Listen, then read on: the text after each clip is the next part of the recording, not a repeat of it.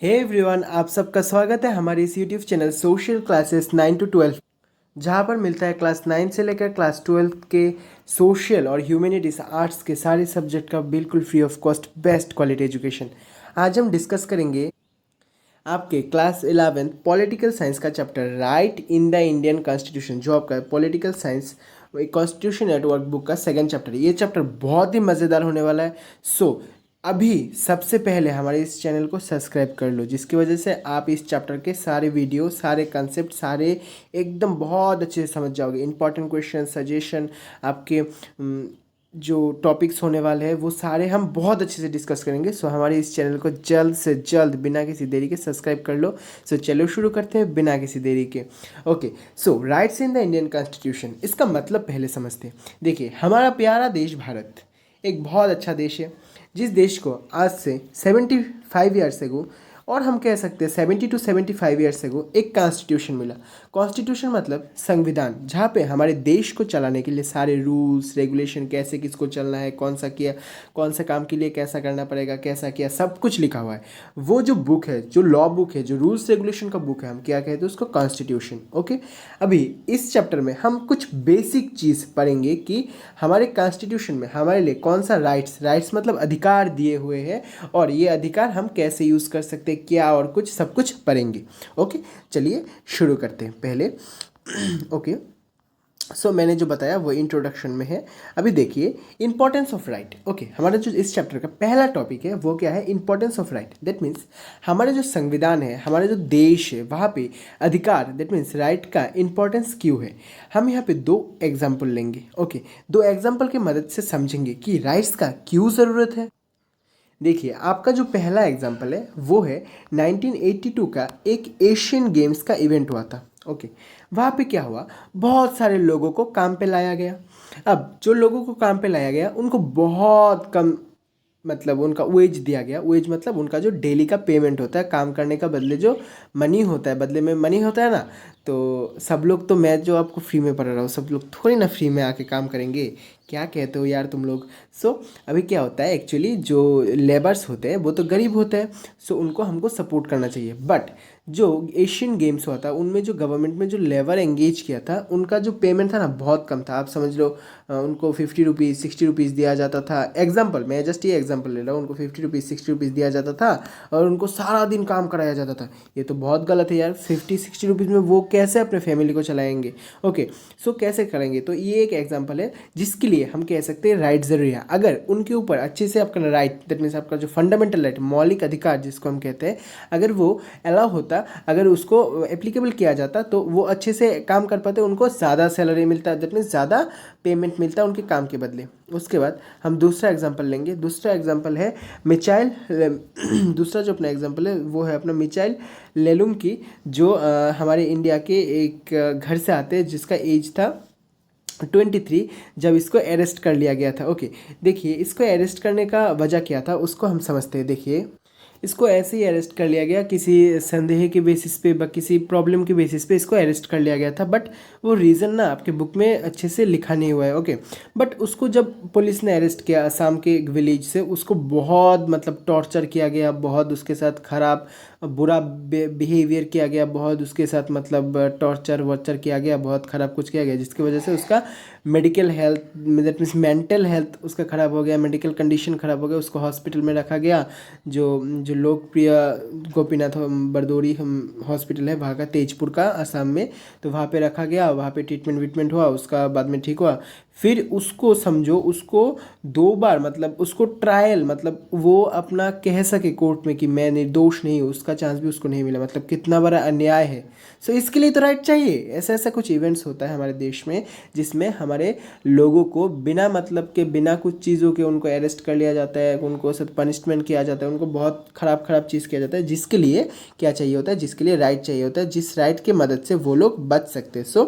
यहाँ पे हम देख सकते हैं कि मिचाइल ने अपना right to life and liberty, क्योंकि वो तो 2005 तक अरेस्टेड था, मतलब उसकी ज़िंदगी का 50+ ईयर्स उसने जेल में कटा दिया, मतलब वो निर्दोष है या क्या है उसको तो किसी ने मतलब जज ही नहीं किया, बाकी उसको जेल में रख दिया। ओके, सो इस दोनों एग्जांपल से हम सोच सकते हैं कि हमारे जो देश है, हमारे देश में, इंडिया के जैसे बड़े देश में राइट्स का कितना इंपॉर्टेंस है, इंडिया के बड़े देश में राइट्स का कितना ज़रूरत है। ओके, सो हमने देख लिया कि राइट्स का इंपॉर्टेंट क्यों है। अब आपको जो कोई भी क्वेश्चन दे इस टॉपिक से लाइक रिलेटेड टू राइट्स, आप लिख सकते हो। ओके, अब देखिए बिल ऑफ राइट्स। ओके, चलिए समझते हैं बिल ऑफ राइट्स क्या होता है। ओके, अब हमने पहले देखा कि राइट्स क्यों ज़रूरी है, क्योंकि लोगों का जो प्रॉब्लम्स है, ओके, उनको अपने प्रॉब्लम से निकालने के लिए, व लोगों के साथ जो अन्याय हो रहा है, लोगों के साथ जो गलत हो रहा है, उन गलत को गलत से बचाने के लिए, उनको एक सच्चाई और अच्छाई के पथ में लाने के लिए, उनको न्याय देने के लिए हम कह सकते हैं राइट्स ज़रूरी है।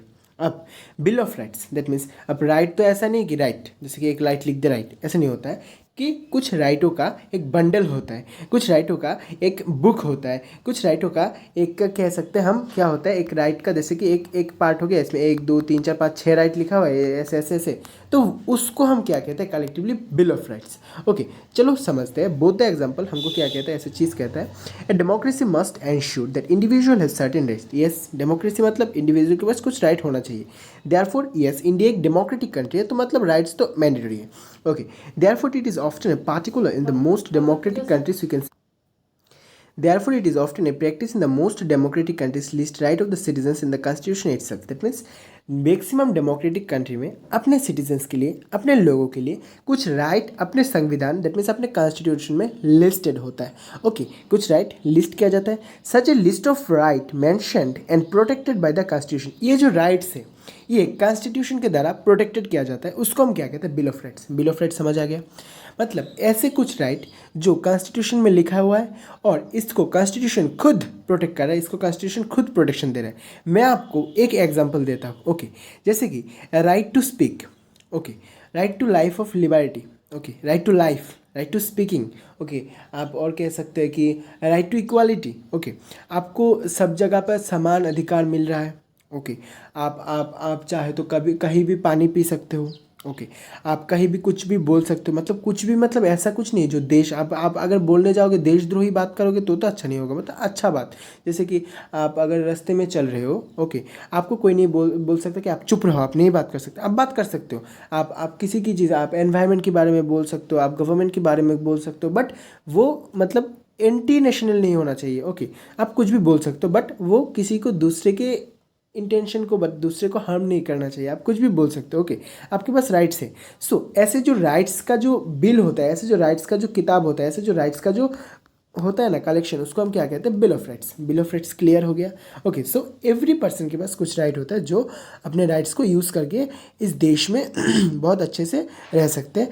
और अगर इनके इस राइट्स को किसी ने किसी ने उल्लंघन किया, ओके, अगर समझ लो आपके पास है राइट टू लाइफ। ओके, अगर आपका दोस्त आता है, दोस्त तो अच्छा होता है यार, दोस्त बुरा नहीं होता है, आपका समझो दुश्मन आता है, आपको आके गोली मार के वो चला जाता है, तो इसने क्या किया, आपके राइट टू लाइफ, जो आपका राइट टू लाइफ है, उसको अपने उस बंदे ने आपका वो मतलब वायोलेशन किया उस राइट को। सो इसके गवर्नमेंट इसके अगेंस्ट स्टेप लेगा, उसको क्या करेगा, उसको जेल में रखेगा 50 साल 60 साल, उसको अरेस्ट करेगा, उसको मारेगा, मतलब उसके साथ पनिशमेंट क्या जाएगा, उसको मतलब कौन करेगा, पुलिस करेगा।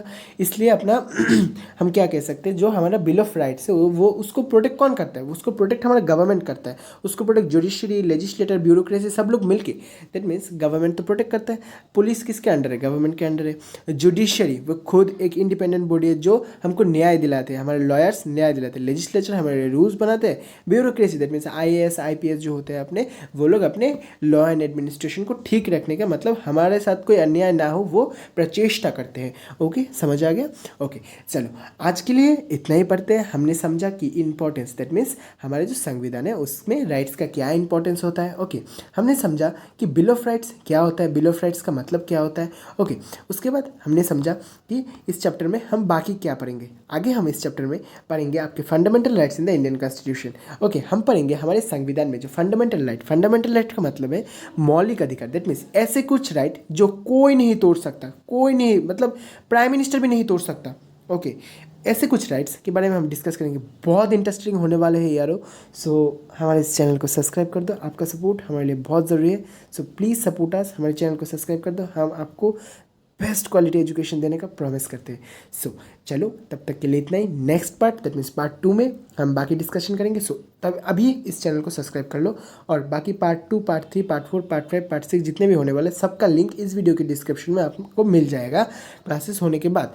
तब तक के लिए very good bye, thank you very much.